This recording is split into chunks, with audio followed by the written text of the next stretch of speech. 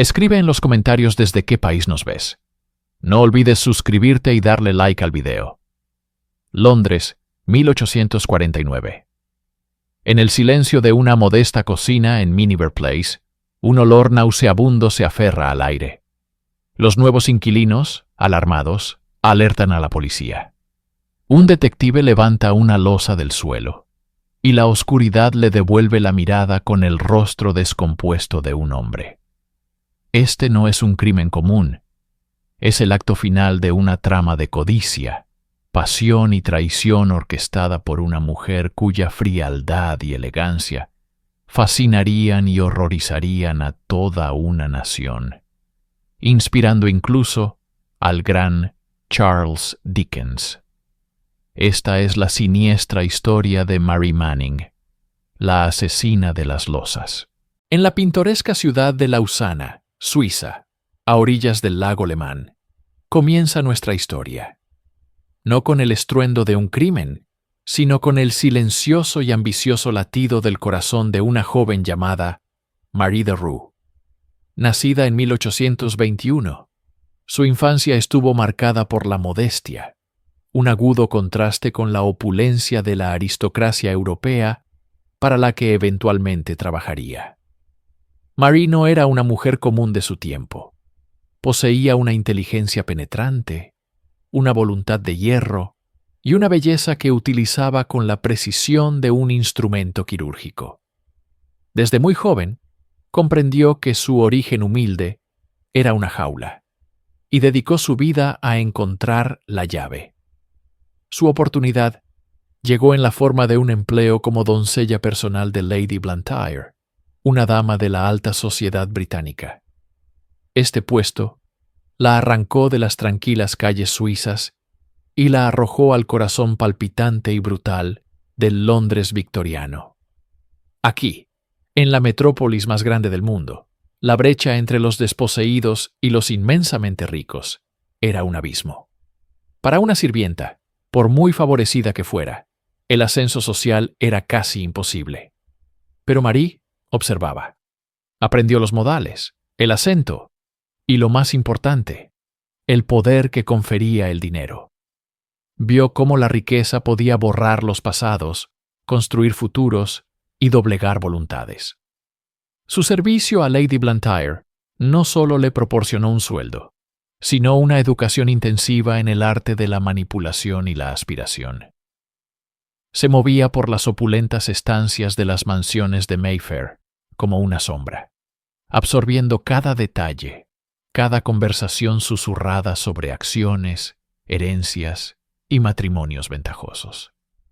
Su mente, aguda y calculadora, comenzó a forjar un plan. No se contentaría con una vida de servidumbre. El mundo le debía algo más, y estaba dispuesta a cobrar esa deuda, sin importar el precio. La joven de Lausana estaba muerta. En su lugar, una nueva Marie, forjada en la envidia y la ambición, estaba lista para tomar su lugar en el escenario de Londres, sin saber que su acto final sería en el cadalso. La primera jugada de Marie, en su partida por el ascenso social, no fue un golpe maestro, sino un calculado movimiento lateral. Conoció a Frederick George Manning, un guardia del Great Western Railway. A primera vista, podría parecer una elección extraña para una mujer con sus aspiraciones. Frederick no era rico ni pertenecía a la nobleza. Sin embargo, en el cálculo de Marie, él representaba una forma de legitimidad y un escalón para salir del servicio doméstico. Era un hombre con un empleo estable, y lo que es más importante, un hombre que parecía poder ser dominado. Se casaron en la iglesia de St. James, en Piccadilly, un lugar de moda que sugería unas perspectivas mucho más grandiosas de las que su unión realmente ofrecía. Para Marie, el matrimonio nunca fue una cuestión de afecto. Fue una transacción comercial, una fusión de ambiciones. Ella le ofrecía su astucia y su encanto.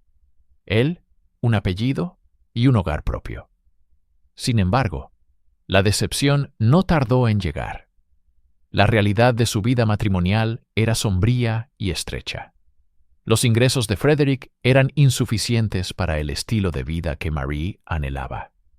Se mudaron a una modesta casa en Bermondsey, un barrio industrial y maloliente al sur del Támesis, un mundo aparte de la elegancia de Mayfair. Intentaron mejorar su situación económica, abriendo una cervecería, pero el negocio fracasó estrepitosamente, sumiéndolos aún más en las deudas y la frustración. El resentimiento comenzó a envenenar el hogar de los Manning. Marie veía a su marido no como un compañero, sino como un ancla que la arrastraba hacia el fondo. Frederick, por su parte, se encontró casado con una mujer cuya insatisfacción era un reproche constante. No había amor que suavizara los bordes afilados de su pobreza compartida. Lo que sí compartían era una creciente falta de escrúpulos y una desesperación que los hacía peligrosos. Este matrimonio, nacido de la conveniencia, se estaba convirtiendo en una incubadora para el descontento y la codicia. Era un polvorín de sueños rotos y solo necesitaba una chispa para explotar. La chispa estaba a punto de llegar, en la forma de un viejo amigo y antiguo pretendiente de Marie. En el lúgubre panorama del matrimonio de los Manning, apareció una figura del pasado de Marie, Patrick O'Connor, un irlandés de unos 50 años. O'Connor era un hombre que había logrado cierto éxito. Trabajaba como inspector en los muelles de Londres, una posición que le daba acceso a información y oportunidades. Pero su verdadera riqueza provenía de una actividad secundaria y mucho más lucrativa. Era un prestamista. En una época de inestabilidad financiera, O'Connor amasó una considerable fortuna prestando dinero a un interés exorbitante. Era conocido por ser cauteloso, pero también por alardear de su éxito, a menudo llevando consigo grandes sumas de dinero en efectivo y certificados de acciones. Marie lo conocía desde antes de su matrimonio. De hecho, O'Connor había sido uno de sus pretendientes, un hombre al que había mantenido cerca, intuyendo su potencial utilidad. Cuando los Manning se encontraron ahogados en deudas, Marie reavivó su relación con él. Pronto, O'Connor se convirtió en un visitante habitual de su casa en Bermondsey y en el amante de Marie. Para ella, esta aventura no tenía nada que ver con la pasión. Era una inversión. Cada caricia, cada palabra dulce, era un movimiento calculado para ganarse su confianza, y lo que es más importante, para conocer a fondo la extensión de su fortuna. O'Connor, cegado por el afecto o la vanidad, se convirtió en un libro abierto. Le confió los detalles de sus inversiones, le mostró sus acciones ferroviarias y le habló del dinero que guardaba. Frederick Manning era plenamente consciente de la infidelidad de su esposa. Lejos de oponerse, la toleraba e incluso la alentaba. Él también veía a O'Connor no como un rival, sino como una posible solución a sus problemas financieros. La presencia del amante adinerado en su hogar plantó una semilla oscura en la mente de la pareja. Comenzaron a ver a Patrick O'Connor no como un hombre, sino como un cofre del tesoro andante. La avaricia, alimentada por la desesperación, comenzó a germinar en el suelo fértil de su fallido matrimonio. El afecto profesado por Marie era una fachada. Detrás de sus ojos se afilaba un plan mortal. La pregunta ya no era si podrían salir de la pobreza, sino cómo podrían arrebatarle la riqueza a O'Connor. La transición del deseo a la conspiración fue sutil, casi imperceptible. Ocurrió en los espacios tranquilos y desesperados de su casa, en el número 3 de Miniver Place. Los susurros comenzaron en la cocina, un lugar de domesticidad que pronto se convertiría en el escenario de una planificación macabra. Marie era, sin duda, la arquitecta del complot. Su mente fría y analítica sopesó los riesgos y las recompensas y concluyó que el asesinato era la única vía hacia la vida que creía merecer. Frederick, más débil de carácter pero igualmente codicioso, se convirtió en su dócil, aunque nervioso, cómplice. Su resentimiento hacia O'Connor, mezclado con la promesa de una riqueza instantánea, lo hizo maleable en las manos de su esposa. El plan era brutalmente simple. Invitarían a O'Connor a cenar. Una vez en su casa, solo y sin defensas, lo matarían y se apoderarían de su fortuna. El primer paso práctico fue la adquisición de las herramientas. En una sombría tarde de agosto, Marie Manning entró en una tienda y compró una pala nueva y un paquete de cal viva. La cal, como sabía, aceleraría la descomposición del cuerpo y enmascararía el olor. Un detalle escalofriantemente pragmático.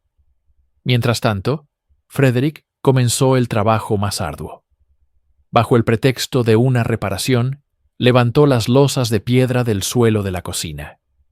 Noche tras noche, en secreto, cavó un agujero poco profundo, una tumba improvisada directamente debajo del lugar donde la familia preparaba sus alimentos.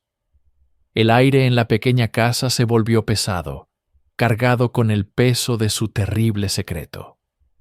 Cada crujido del suelo, cada sombra en la pared, parecía ser un presagio de la violencia que se avecinaba. La dinámica entre la pareja se transformó en la de dos conspiradores unidos por un propósito oscuro. Discutían los detalles con una calma inquietante. ¿Cómo atraerían a O'Connor? ¿Qué arma usarían? ¿Cómo se desharían de la evidencia? El 8 de agosto de 1849, todo estaba listo.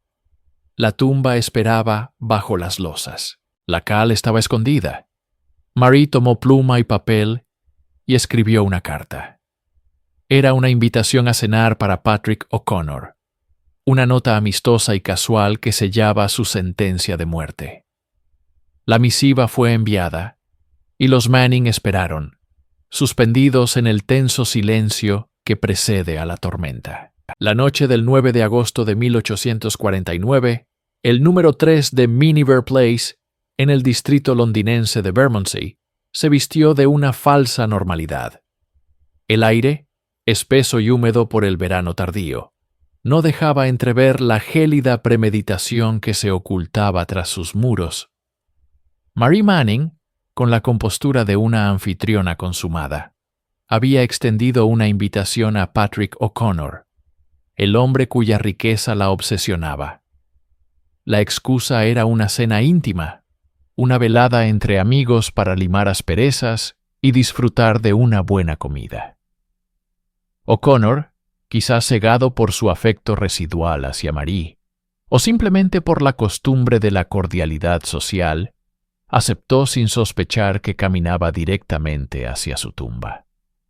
El ambiente en el interior de la modesta casa era tenso, una corriente subterránea de ansiedad que solo Frederick parecía incapaz de disimular.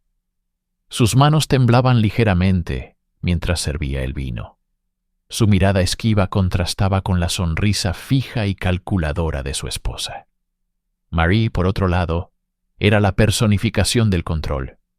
Conversaba con ligereza, preguntaba por los negocios de O'Connor, reía en los momentos adecuados.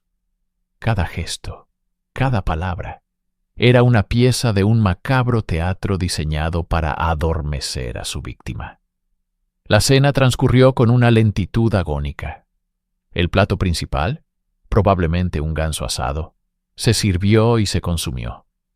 La conversación fluía sobre temas triviales, pero bajo la superficie, el verdadero propósito de la noche latía como un corazón enfermo. Marie observaba a O'Connor, evaluando su estado, esperando el momento preciso. Frederick bebía más de la cuenta, buscando en el alcohol un coraje que no poseía. Para O'Connor, era solo una cena más, un interludio social en su ajetreada vida. No podía saber que cada bocado que tomaba, cada sorbo de vino, lo acercaba un paso más al abismo. La verdadera invitación no era a cenar, sino a un descenso. Al concluir la comida, con una naturalidad escalofriante, Marie le sugirió a O'Connor que bajara con ella a la cocina del sótano con el pretexto de mostrarle algo, quizás para tomar una última copa. Frederick lo siguió, un espectro silencioso en su propia casa. La hospitalidad se había convertido en una artimaña, la amistad en un cebo. Patrick O'Connor, confiado, comenzó a bajar los escalones de madera, adentrándose en la oscuridad que los Manning habían preparado meticulosamente para él. En el instante en que Patrick O'Connor llegó al pie de la escalera, la oscuridad de la cocina del sótano lo envolvió. Antes de que sus ojos pudieran adaptarse a la penumbra, el aire se rasgó con el sonido ensordecedor de un disparo. El proyectil, disparado a quemarropa desde una pistola de percusión, le alcanzó en la parte posterior del cráneo. El impacto fue brutal, arrojándolo hacia adelante. Sin embargo, la muerte no fue instantánea. O'Connor, un hombre de complexión fuerte, se tambaleó, herido de muerte pero aún con un vestigio de vida, un gemido ahogado escapando de sus labios. Fue en ese momento de caos y agonía cuando la verdadera naturaleza del plan se reveló en toda su crueldad. Marie, o quizás Frederick, aunque la mayoría de los indicios apuntan a la voluntad de hierro de ella, no se detuvo. Mientras O'Connor se desplomaba, uno de ellos empuñó una palanqueta de hierro, un Jemmy. Los golpes que siguieron fueron salvajes. Un frenesí de violencia calculado para asegurar el silencio eterno de su víctima. El sonido sordo del metal contra el cráneo resonó en el pequeño espacio, un eco grotesco que selló el destino de los tres presentes. La cocina se convirtió en un matadero. La sangre salpicó las paredes de piedra y se mezcló con el polvo del suelo. Cuando todo terminó, un silencio pesado y denso cayó sobre la estancia, roto solo por la respiración agitada y entrecortada de los asesinos. El acto había sido consumado. Ahora comenzaba la segunda fase, la más fría y metódica. Días antes, Frederick, siguiendo las instrucciones de Marie, había comprado sacos de cal viva. Este compuesto cáustico no solo aceleraría la descomposición, sino que también ayudaría a mitigar el inevitable hedor de la muerte. Un detalle práctico, en una casa adosada, donde los vecinos estaban a solo unos metros de distancia. Con la misma deliberación con la que habían planeado la cena, comenzaron la lúgubre tarea de preparar el cuerpo. Lo despojaron de sus objetos de valor, su reloj de oro, sus anillos, el dinero que llevaba consigo. Cada acción era un paso más en su descenso a la depravación, transformando un acto de violencia pasional en un crimen de pura y helada codicia. El cuerpo sin vida de Patrick O'Connor yacía en el frío suelo de piedra de la cocina.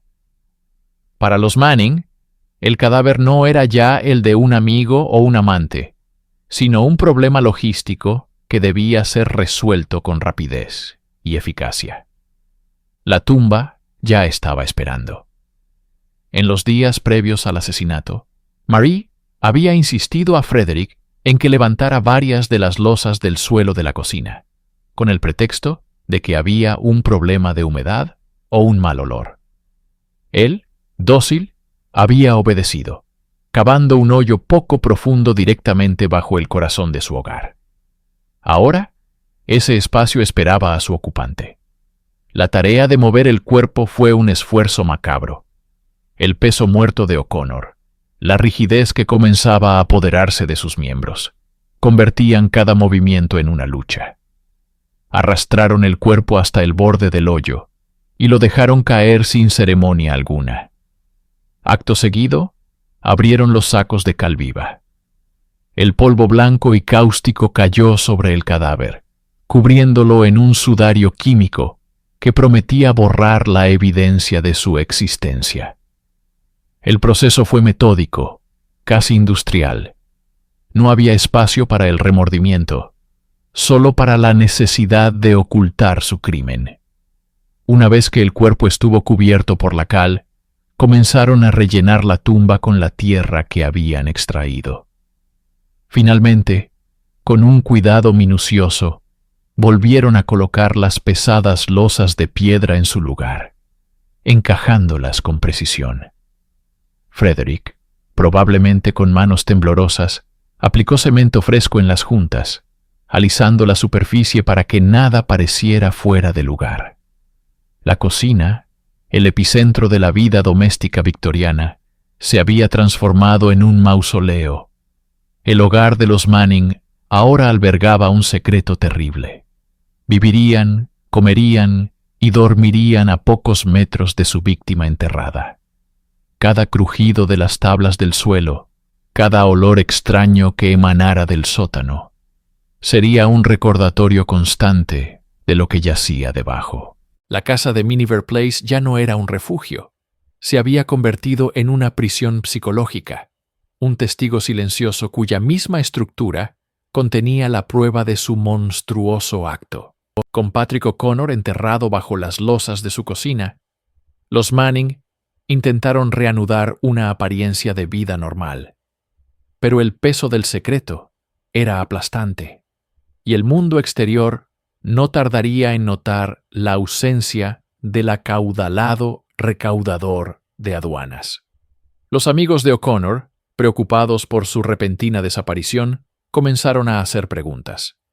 Dos de ellos, que sabían de la cena en Miniver Place, visitaron la casa de los Manning. Marie los recibió con una calma asombrosa, afirmando que O'Connor se había marchado después de la cena y que no lo había vuelto a ver. Su compostura era casi perfecta, pero la tensión en Frederick era palpable.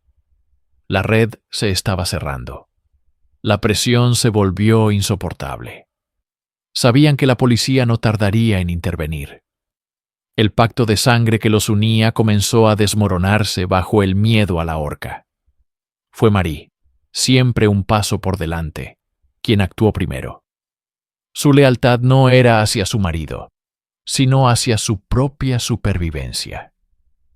El 13 de agosto, apenas 4 días después del asesinato, mientras Frederick estaba fuera, Marie saqueó la casa. No solo tomó el dinero y los valores que le habían robado a O'Connor, sino que también vendió la mayor parte de sus propios muebles, convirtiendo rápidamente los bienes en efectivo. Con una maleta llena de su botín, se dirigió a la estación de London Bridge y tomó un tren hacia Edimburgo, abandonando a su esposo a su suerte. Su huida fue un acto de traición final y absoluto. Cuando Frederick regresó a una casa casi vacía y se dio cuenta de que Marie lo había abandonado, el pánico se apoderó de él. Comprendió que ella lo había utilizado no solo como cómplice, sino también como chivo expiatorio. Desesperado, él también decidió huir, pero su escape fue menos calculado, más errático. Tomó una ruta diferente, dirigiéndose a la isla de Jersey, quizás con la esperanza de escapar a Francia. El dúo asesino se había disuelto. Su empresa criminal, construida sobre la codicia compartida, se había derrumbado en una carrera individual por la libertad. 2 caminos separados, ambos alejándose de la casa en Miniver Place, pero ambos conduciendo inexorablemente hacia la perdición. La cacería humana estaba a punto de comenzar. Los amigos de Patrick O'Connor, Daniel Falvey y Patrick Keating, no eran hombres que se dejaran disuadir fácilmente. La inquietud que sentían por la prolongada ausencia de su socio se había transformado en una sospecha helada y punzante. Ignorando las evasivas de los inquilinos anteriores, regresaron a Miniver Place, esta vez acompañados por la policía. La casa de los Manning, ahora vacía y silenciosa, parecía guardar un secreto en sus entrañas. Los oficiales, liderados por el superintendente Haynes, comenzaron una búsqueda metódica. No había señales de lucha, ni rastros de sangre evidentes. Todo parecía normal, inquietantemente normal. Sin embargo, en la cocina del sótano, un detalle llamó su atención. Unas losas de piedra cerca del hogar parecían haber sido colocadas recientemente. El cemento entre ellas estaba fresco, casi húmedo al tacto. Un trabajo de albañilería torpe y apresurado, que contrastaba con el resto del suelo desgastado. El aire se espesó con una tensión premonitoria. Se dio la orden de levantar las piedras. Con el sonido metálico de las palancas y el crujido de la argamasa, el suelo comenzó a ceder. Debajo, la tierra estaba suelta y revuelta. Los oficiales empezaron a cavar. El olor, al principio terroso, pronto se corrompió con un hedor inconfundible y nauseabundo a descomposición y cal viva. A poco más de 1 metro de profundidad, sus palas chocaron con algo envuelto en tela. Con cuidado, retiraron la tierra y descubrieron un bulto macabro. Era un cuerpo humano, doblado en una posición fetal antinatural para encajar en la fosa improvisada, cubierto generosamente con cal viva, en un intento desesperado por acelerar la descomposición y ocultar la identidad de la víctima. El cadáver estaba vestido, pero el rostro y la cabeza estaban severamente dañados. A pesar de los estragos, los amigos de O'Connor, con el corazón encogido, reconocieron sus ropas y algunas características dentales distintivas. No había duda. Era Patrick O'Connor. El suelo de la cocina había confesado el crimen más atroz. El horror ya no estaba oculto. Yacía expuesto bajo la débil luz de las lámparas de la policía. Pero mientras el cuerpo de la víctima era exhumado, sus asesinos, Marie y Frederick Manning, se habían desvanecido como fantasmas, dejando tras de sí solo una tumba mal sellada y el eco de su traición. El descubrimiento en Miniver Place desató una tormenta. El caso fue transferido de inmediato a los detectives de la recién formada División de Detectives de Scotland Yard, una institución que aún buscaba establecer su reputación. Este no era un crimen pasional común. La fosa de cal viva y la desaparición calculada de los Manning apuntaban a una premeditación escalofriante que capturó y horrorizó la imaginación del público. La noticia se extendió como la pólvora por todo Londres, avivada por una prensa ávida de sensacionalismo. Los periódicos, con sus grabados macabros, relataban cada detalle del horror de Bermondsey. La autopsia confirmó la brutalidad del asesinato. Patrick O'Connor había recibido un disparo en la nuca, a quemarropa, y luego había sido salvajemente golpeado en la cabeza con un objeto contundente, probablemente un martillo o una palanca. El primer disparo no lo había matado instantáneamente. La investigación, bajo la dirección del inspector Haynes y el sargento de detectives William Kersey, se movió con una velocidad sin precedentes. El primer paso era localizar a los fugitivos. En un movimiento innovador para la época, Scotland Yard aprovechó el poder del telégrafo eléctrico. Por primera vez en la historia de la criminología británica, los detalles de un crimen y las descripciones de los sospechosos fueron transmitidos casi instantáneamente a todas las principales ciudades y puertos del reino. Los rostros de Marie, descrita como una mujer de aspecto extranjero y refinado, y de Frederick, un hombre de apariencia más tosca, estaban en la mente de todos los agentes de la ley del país. Pronto, los testimonios comenzaron a llegar.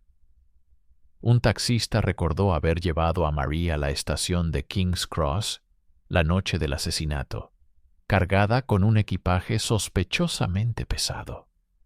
Otro testigo informó haber visto a Frederick merodeando nerviosamente cerca de la estación de London Bridge al día siguiente. La evidencia era clara. Los Manning no habían huido juntos. Se habían separado, cada uno con su propio plan de escape, convirtiendo la investigación en una cacería doble. La red se estaba extendiendo. Los hilos eléctricos zumbaban con urgencia. La pregunta no era si los encontrarían, sino quién caería primero. Marie Manning no huyó como una criminal asustada. Huyó como una mujer que creía haber ejecutado el plan perfecto. Su arrogancia era su brújula. Mientras Frederick se desvanecía en la oscuridad, Marie tomó un tren hacia el norte, con destino a Edimburgo, Escocia. Llevaba consigo el premio de su traición, una maleta repleta de las posesiones más valiosas de Patrick O'Connor, incluyendo una cantidad considerable de certificados de acciones de compañías ferroviarias extranjeras, el fruto de los ahorros de toda la vida del hombre que había asesinado. En su mente, este no era el final de una vida, sino el comienzo de una nueva, financiada con sangre. Al llegar a Edimburgo, se registró en un hotel bajo un nombre falso y procedió a ejecutar la siguiente fase de su plan: liquidar el botín. Se dirigió a las oficinas de una prestigiosa firma de corredores de bolsa, Messrs. Hugson and Dobson, con la intención de vender las acciones. Presentándose como una viuda afligida que necesitaba fondos, mostró una compostura de acero. Sin embargo, su plan tenía un fallo fatal. La noticia del horror de Bermondsey había viajado más rápido que ella. Gracias al telégrafo, los detalles del asesinato y la descripción de los bienes robados ya habían sido distribuidos por todo el país. El corredor de bolsa, el señor Hugson, reconoció de inmediato que las acciones que Marie le presentaba coincidían con las reportadas como robadas a la víctima, Patrick O'Connor. Disimulando su sorpresa, le pidió a Marie que esperara mientras él verificaba los documentos. En realidad, envió a un empleado a buscar a la policía. Minutos después, los agentes entraron en la oficina. La caída de Marie no fue un enfrentamiento violento, sino un momento de gélida quietud. Cuando los oficiales la confrontaron, su fachada de dama refinada se resquebrajó, pero no mostró pánico, sino una fría indignación.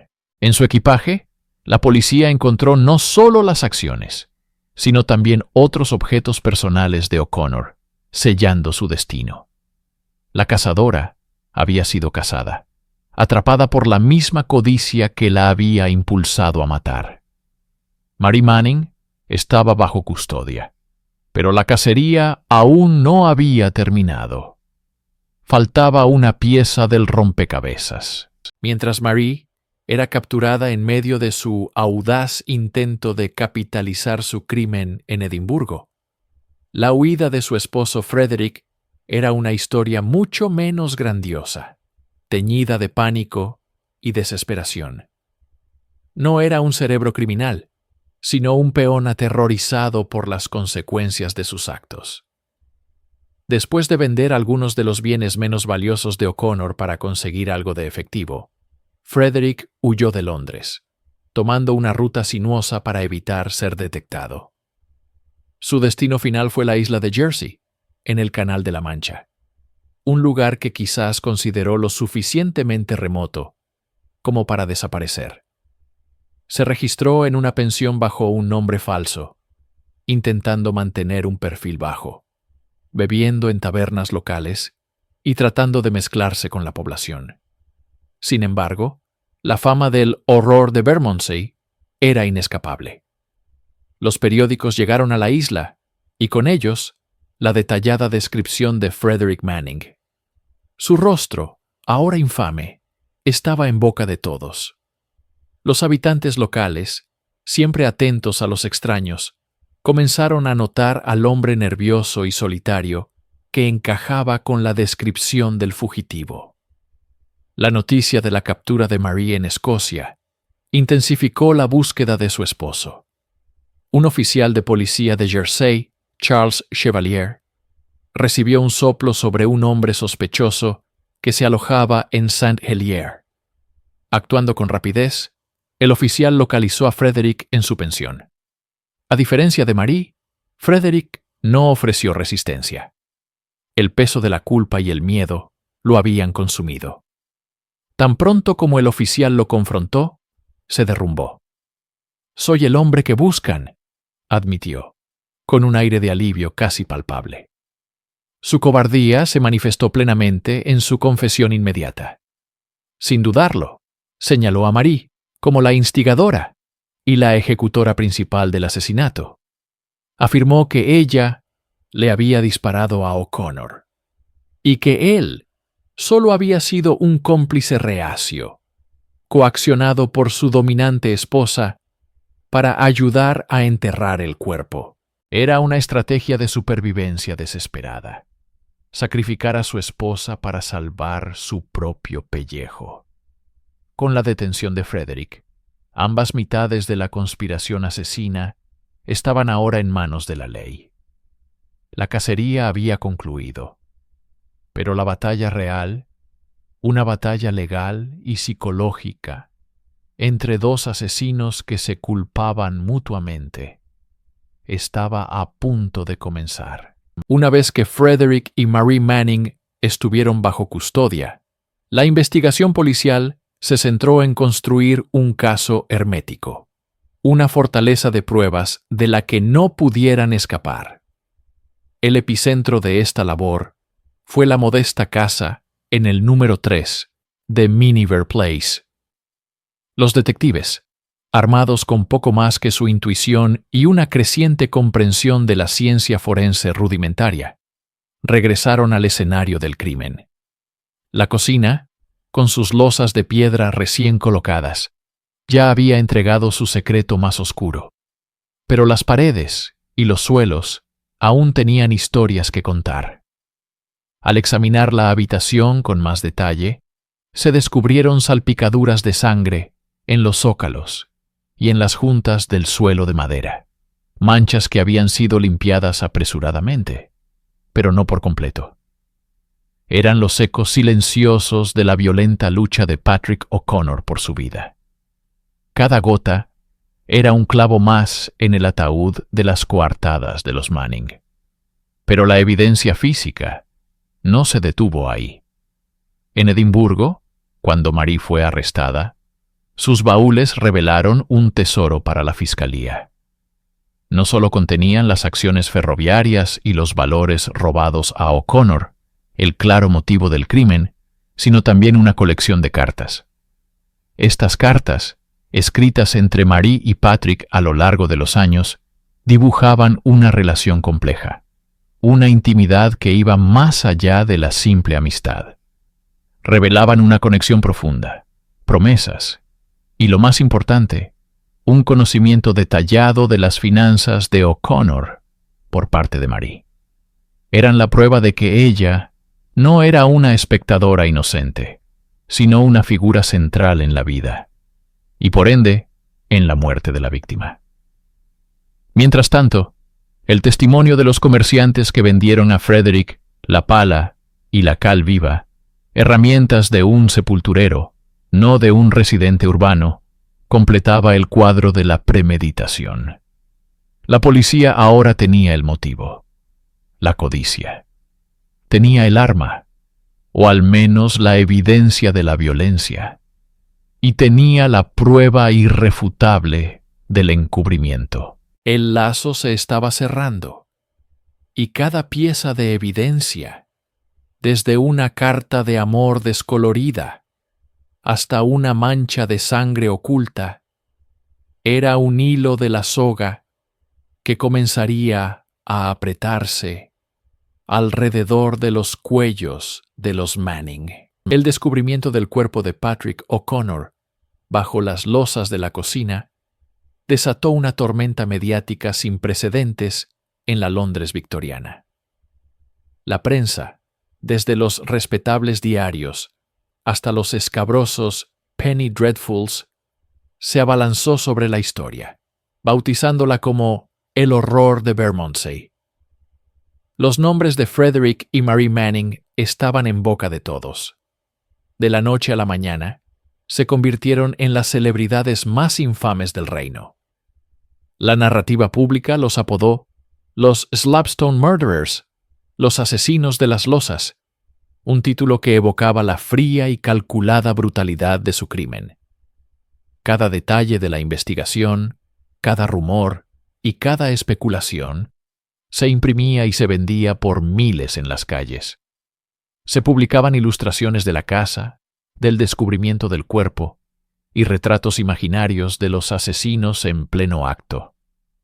El público devoraba la historia con una mezcla de horror y fascinación. La casa de Miniver Place se convirtió en una macabra atracción turística.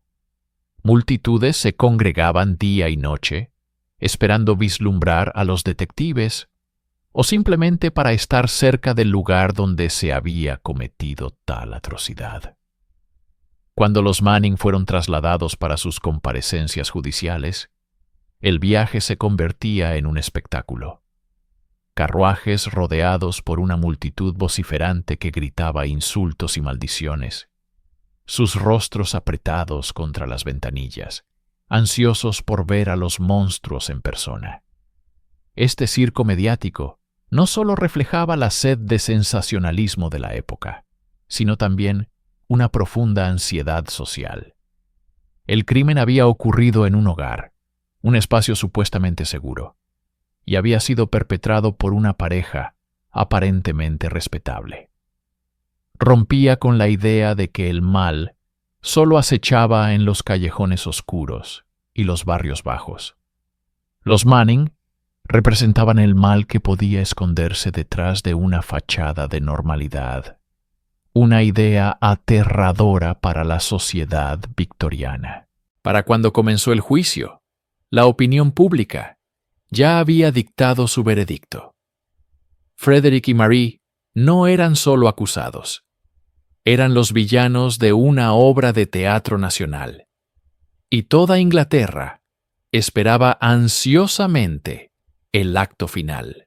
Desde el momento en que Marie Manning entró en la sala del tribunal del Old Bailey, cautivó y horrorizó a la audiencia en igual medida. No se presentó como una mujer rota o arrepentida. En su lugar, apareció como una figura de una dignidad fría y desafiante, vestida completamente de satén negro. Este atuendo, que se convertiría en su sello distintivo, no era una señal de luto, sino una declaración de intenciones, una armadura contra el desprecio del mundo. Su comportamiento era una contradicción andante. Observaba los procedimientos con una calma imperturbable, casi como si fuera una espectadora desinteresada, en lugar de la acusada principal en un juicio por asesinato. Esta compostura gélida fascinaba a la prensa y al público. Era la máscara de una inocente injustamente acusada, o la fachada de una sociópata desprovista de emoción. Para entender a Marie, debemos mirar más allá de la sala del tribunal, a su pasado. Nacida en Suiza como Marie de Rowe, llegó a Inglaterra para trabajar como doncella de la aristocracia. En este rol, observó de cerca la riqueza, el poder y el estatus que tanto anhelaba, pero que le estaban vedados por su clase social. Su ambición era un fuego devorador. El matrimonio con Frederick Manning, un hombre de medios modestos, fue un paso en falso en su escalada social, una fuente constante de frustración. Patrick O'Connor, en cambio, representaba algo más. Era un vínculo con un pasado de posibilidades, y lo que es más importante, poseía la riqueza que ella creía merecer. En su mente, el dinero de O'Connor no era algo que robaba, sino algo que le correspondía, una compensación por una vida de aspiraciones frustradas. Su psicología parece ser una compleja mezcla de narcisismo, codicia y un profundo resentimiento de clase. No hay indicios de que sintiera remordimiento alguno. Su preocupación principal, incluso en el banquillo de los acusados, parecía ser su propia imagen y su destino. La dama de negro no era solo una elección de vestuario, era la personificación de su mundo interior, oscuro, impenetrable y centrado únicamente en sí misma. Era la arquitecta de su propio destino y estaba dispuesta a construirlo sobre la tumba de cualquiera que se interpusiera en su camino. Si el público esperaba un frente unido por parte de los asesinos de las losas, se encontraron con un espectáculo aún más fascinante: la desintegración total de un matrimonio bajo el peso de un crimen capital. En el banquillo de los acusados, separados por apenas unos metros, Frederick y Marie Manning se convirtieron en enemigos acérrimos. Su estrategia de defensa no fue negar el crimen, sino culparse mutuamente por él. La lealtad conyugal se evaporó, reemplazada por un instinto de supervivencia brutal y descarnado. El abogado de Frederick pintó un retrato de su cliente como un hombre débil, un simplón dominado por una esposa manipuladora y malévola. Según su versión, fue Marie quien planeó todo. Ella sedujo a O'Connor, ella lo atrajo a la casa y ella fue la fuerza impulsora detrás del asesinato. Frederick, afirmaba, fue un mero peón, un hombre aterrorizado que obedeció las órdenes de su esposa por miedo. Admitió haber ayudado a enterrar el cuerpo, pero insistió en que el acto fatal fue obra exclusiva de Marie. Su testimonio lo mostraba temblando, a menudo llorando, en un intento de ganarse la simpatía del jurado, como una víctima más de la astucia de su esposa. Marie, por su parte, respondió con un desprecio gélido. Su defensa fue igualmente vehemente al señalar a su marido. Afirmó que Frederick, en un ataque de celos y rabia por las deudas, fue quien disparó a O'Connor. Ella, según su relato, se encontró ante un hecho consumado, un cadáver en su cocina, y solo ayudó a encubrir el crimen por pánico y bajo la coacción de un marido violento. Se presentó a sí misma como una mujer atrapada, una víctima de las circunstancias y de la brutalidad de Frederick. El tribunal se convirtió en el escenario de su última y más amarga disputa doméstica. Cada cónyuge revelaba detalles íntimos y dañinos sobre el otro, despojándose de cualquier vestigio de dignidad en un intento desesperado por salvar su propio cuello. La fiscalía observaba con satisfacción. Esta guerra interna era la mejor prueba de su culpabilidad compartida. Lejos de demostrar la inocencia de uno, las acusaciones cruzadas simplemente confirmaban al jurado que estaban presenciando el patético final de una sociedad criminal, un pacto sellado con codicia y roto por el miedo. La atmósfera en el Old Bailey era irrespirable, una mezcla densa de sudor, perfume barato y la anticipación colectiva de una multitud sedienta de un veredicto. Tras deliberar apenas 45 minutos, el jurado regresó a la sala. El silencio que cayó fue tan profundo que se podía sentir en los huesos. Marie Manning, impasible como una estatua de mármol, fijó su mirada en los 12 hombres que sostenían su destino. Frederick, a su lado, parecía un hombre ya quebrado, con la mirada perdida en el suelo de madera. El portavoz del jurado se puso en pie, sus palabras resonando como el golpe de un mazo. Culpable. La palabra se aplicó primero a Frederick, quien apenas reaccionó, como si esperara el golpe. Luego, la misma palabra, con el mismo peso de finalidad, se dirigió a Marie. Fue entonces cuando la máscara de serenidad de Marie se hizo añicos. Se levantó de un salto, su voz, aguda y cargada de un veneno acumulado, cortó el aire de la corte. «¡Extranjeros!», gritó, su acento suizo más pronunciado que nunca por la rabia. «Un jurado de extranjeros me ha condenado». Su desprecio por el sistema judicial inglés, por el país que, según ella, nunca la había aceptado, estalló en un torrente de furia. Acusó a los testigos de perjurio, al sistema de parcialidad, a todos de conspirar contra ella, la forastera. Mientras los guardias la contenían, el juez se colocó el gorro negro, el símbolo inequívoco de la pena de muerte. Su discurso fue solemne y terrible, un sermón sobre la depravación, la traición y el pecado. Describió el asesinato de Patrick O'Connor no solo como un crimen contra un hombre, sino como una ofensa contra Dios y la sociedad. Condenó a la pareja a ser colgados por el cuello hasta la muerte. La justicia victoriana, implacable y teatral, había dictado su sentencia.